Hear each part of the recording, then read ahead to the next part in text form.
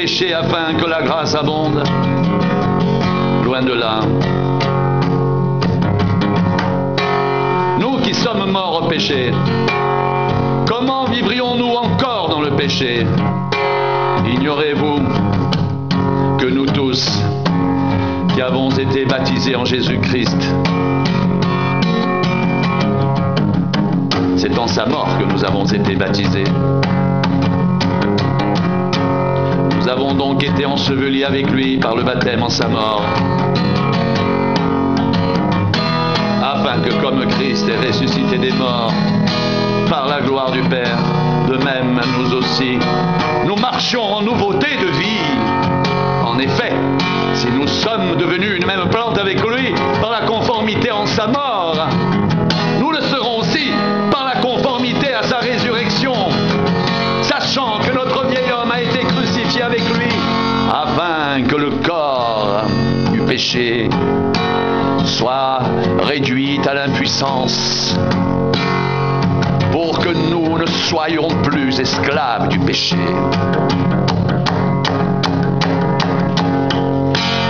Car celui qui est mort est libre du péché. Or, si nous sommes morts avec Christ, nous croyons que nous vivrons aussi avec lui, sachant que Christ ressuscité des morts ne meurt plus. La mort n'a plus de pouvoir sur lui, car il est mort, et c'est pour le péché qu'il est mort. Une fois pour toutes, il est revenu à la vie, et c'est pour Dieu qu'il vit. Ainsi vous-même, regardez-vous comme mort au péché, et comme vivant pour Dieu en Jésus-Christ.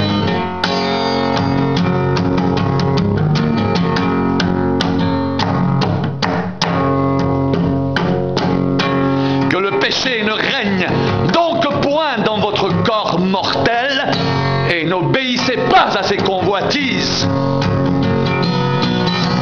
Ne livrez pas vos membres au péché comme des instruments d'iniquité, mais donnez-vous vous-même à Dieu comme étant vivants de mort que vous étiez, et offrez à Dieu vos membres comme des instruments de justice. Car le péché n'aura point de pouvoir sur vous, puisque vous êtes non sous la loi, mais sous la grâce.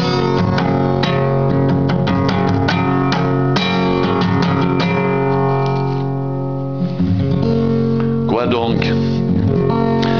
Pécherions-nous parce que nous sommes non sous la loi, mais sous la grâce? Loin de là. Ne savez-vous pas qu'en vous livrant à quelqu'un comme esclave pour lui obéir, vous êtes esclaves de celui à qui vous obéissez, soit du péché qui conduit à la mort, soit de l'obéissance qui conduit à la justice. Mais grâce soit rendue à Dieu de ce que, après avoir été esclaves du péché, vous avez obéi de cœur à la règle de doctrine dans laquelle vous avez été instruits.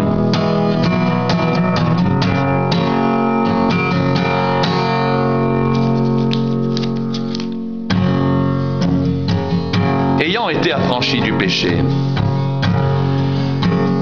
vous êtes devenus esclaves de la justice. Je parle à la manière des hommes, à cause de la faiblesse de votre chair. De même donc que vous avez livré vos membres comme esclaves à l'impureté et à l'iniquité pour arriver à l'iniquité, ainsi maintenant livrez vos membres comme esclaves à la justice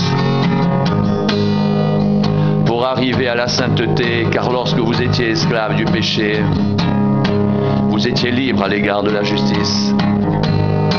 Quels fruits portiez-vous alors? Des fruits dont vous rougissez aujourd'hui, car la fin de ces choses, c'est la mort. Mais maintenant, étant affranchis du péché et devenus esclaves de Dieu, vous vous avez pour fruit la sainteté et pour fin la vie éternelle. Car le salaire du péché, c'est la mort, mais le don gratuit de Dieu, c'est la vie éternelle en Jésus-Christ, notre Seigneur.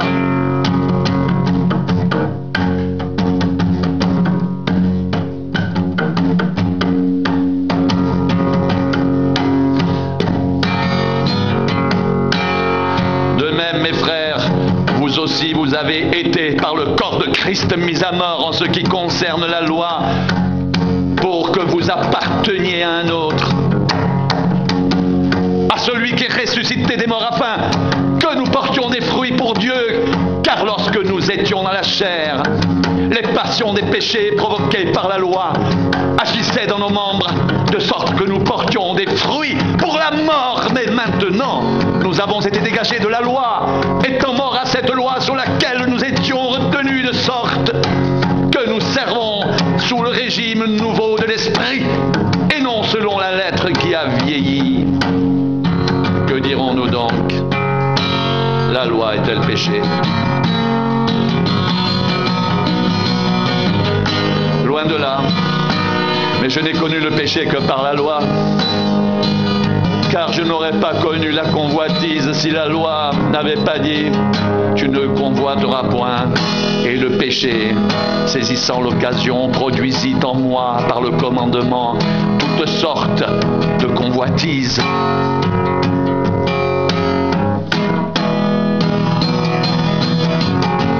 Car sans la loi, le péché est mort.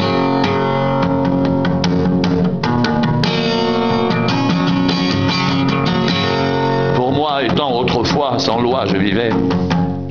Mais quand le commandement vint, le péché reprit vie et moi je mourus. Ainsi le commandement qui conduit à la vie se trouva pour moi conduire à la mort. Car le péché, saisissant l'occasion, me séduisit par le commandement et par lui me fit mourir. La loi donc est sainte et le commandement est saint, juste et bon. Ce qui est bon a-t-il donc été pour moi une cause de mort? Loin de là, mais c'est le péché, afin qu'il se manifeste comme péché en me donnant la mort par ce qui est bon, et que par le commandement, il devienne condamnable au plus haut point.